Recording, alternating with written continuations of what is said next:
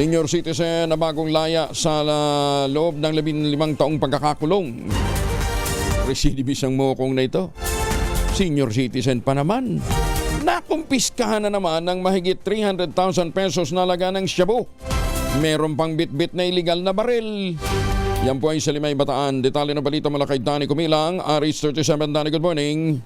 Mahigit 304,000 halaga ng hinhinalang shabu at isang illegal na baril ang nasamsam ng mga otoridad matapos ipatupad ang search warrant laban sa isang senior citizen na lalaki na bagong laya ito mula sa 15 taong pagkakakulong na hinuli ito sa Barangay Lamao Limay nitong araw ng Sabado. Sa pangunguna ni Police Major Jimmy Albert Edison, Chief of Police ng Limay Municipal Police Station, nakumpiska ang 84.83 gramo ng hininalang shabu na nagkakalaga ito ng 304,844 pesos. Iba't ibang drug paraphernalia, isang caliber 38 na revolver na walang serial number at 6 na bala. Naharap ngayong Lunes ang suspect sa kasong paglabag sa Republic Act 9165 o ang Comprehensive Dangerous Drug Act of 2002 at Republic Act 10591 o ang Comprehensive Firearms and Ammunition Regulation Act ayon sa pulisya.